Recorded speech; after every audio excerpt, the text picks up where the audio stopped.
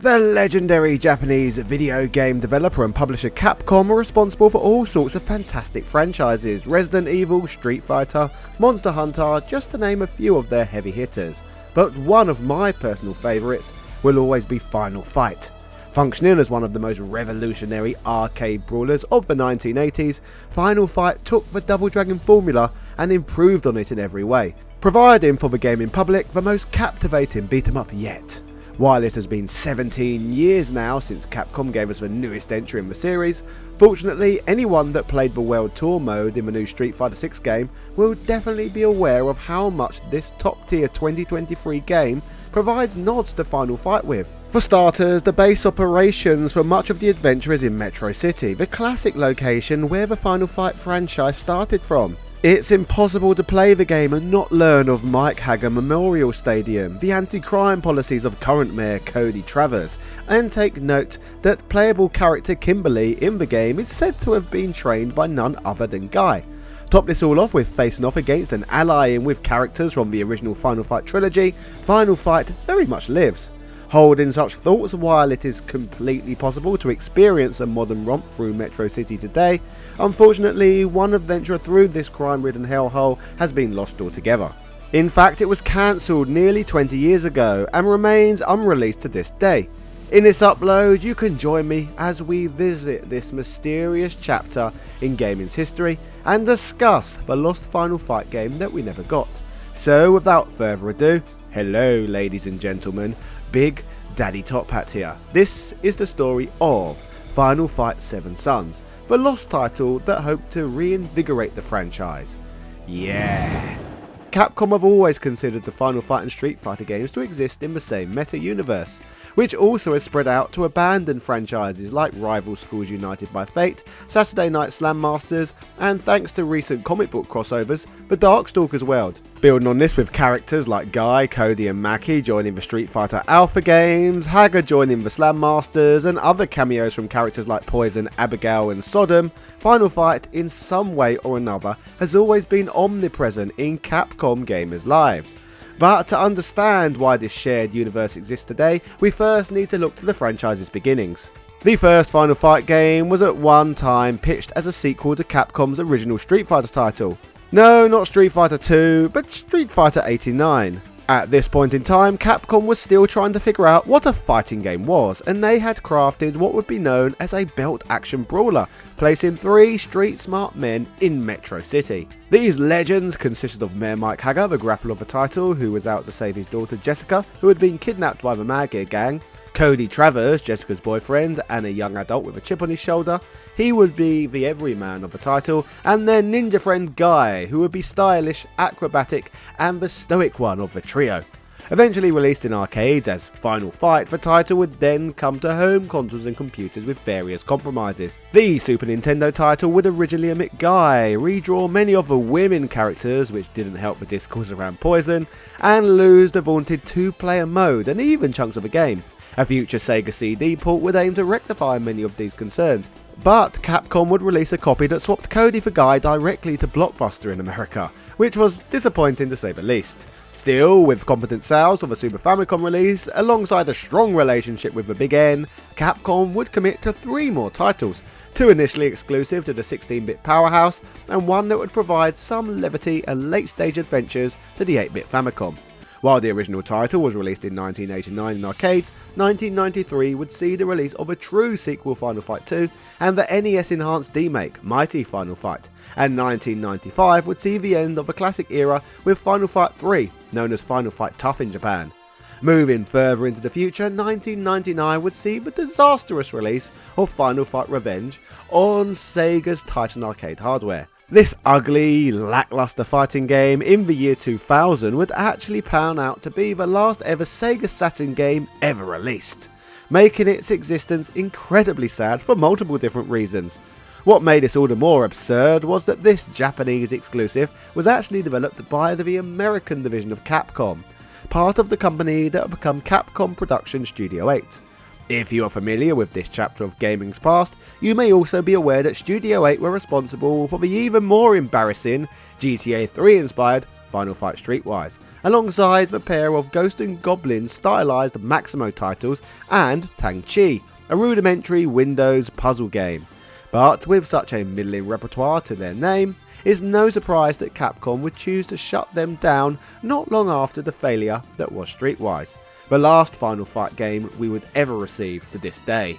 But while all these flops are playable, Capcom Studio 8 actually developed another Final Fight as the centerpiece of our conversation. The title, known as Final Fight 7 Sons, is the unreleased entry in the Final Fight series, with there at one point being intention existing to bring Final Fight's classic belt-scrolling action to the then modern era of PlayStation 2 and Xbox. You may be imagining in your head right now an impressive sprite-based brawler that could have provided us with a breath of fresh air in an era where these sort of games had practically disappeared into nothingness.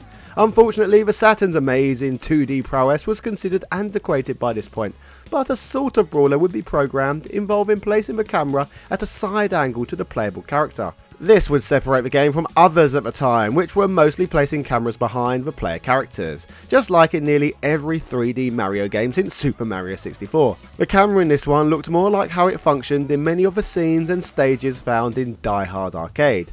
To replicate the sprite look and potentially attempt to emulate the general stylings of Street Fighter Alpha, a cel-shaded or toon-like look would be applied to the graphics too.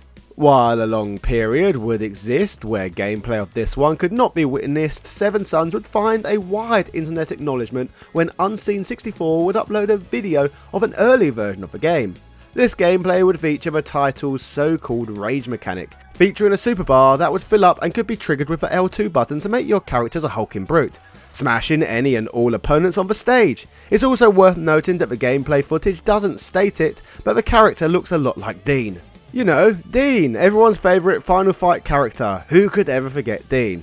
Anyway, this loser was first made playable in the Super Nintendo exclusive Final Fight 3, and would aid new character Lucia and legends Haggar and Guy in their fight with the Skullcross gang. While Lucia returned in Street Fighter 5, Carlos in Street Fighter 6's World Tour mode, Maki, Cody and Guy in the Street Fighter Alpha series, and Haggar currently represented in the Memorial Stadium in Street Fighter 6, Dean looks to have missed his shot at stardom since the 16-bit days. Beyond a possible re-emergence of Dean, less iconic grunts like 2P and Elgato can be seen in the footage too. But if the game had have reached full completion, there's little doubt that icons like Andor, Poison, Damned and Roxy would appear too and be involved in the mix somewhere. In the nearly 10 minutes of footage that's available of this game, the playable character wanders in and out of buildings and at one point treats a convenience store like he's in the Like a Dragon franchise from Sega, throwing and destroying shelving as he fights enemies. The classic Final Fight gameplay loop stays rather evident though, as the player can pick up items,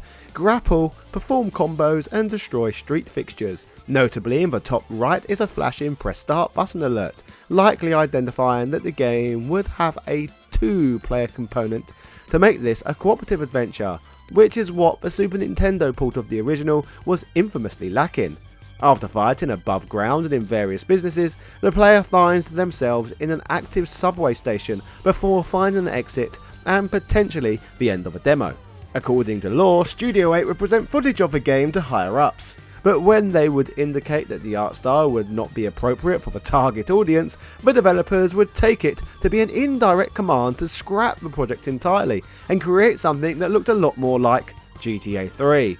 This could be a valid explanation for why Streetwise was very gritty, as they were looking to go the complete opposite route of the more traditional stylized Final Fight games. Mind you, this is a franchise that features ninjas and pro wrestling mares fighting Americans obsessed with Japanese culture going by the name of Sodom. So the franchise was never on the more serious end of Capcom's efforts anyway. With Seven Sons effectively being abandoned, we would eventually instead suffer through the release of the heavily panned Streetwise, meaning sadly we will likely never see a resumption of the project. Let's be honest with ourselves, nobody's going to come in and save this title from the dustbin outside of a potential leak from deep within Capcom's coffers. But before putting this tale to rest, this leads me on to another significant question.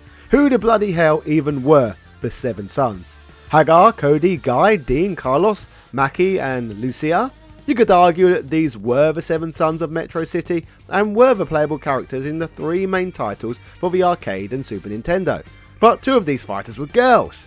It's just as good a guess as any, and unless any former Studio 8 employees come forth and give their thoughts in an expansive oral history for this forgotten attempt at Final Fight, we'll probably never know. As it stands, the Final Fight franchise is effectively sleeping for now, and outside of ports, there's not been a proper Final Fight title since the ill-fated Streetwise, and Capcom's had a fair amount of fun harvesting its organs to boost the Street Fighter franchise. Street Fighter 6, which as stated earlier, is partly set in Metro City and embraces meetings and fights with random citizens across the streets, and progresses the plot of Haggar, Cody and Carlos at least. Final Fight started as a spin-off of the Street Fighter franchise, and Final Fight returns to the Street Fighter franchise.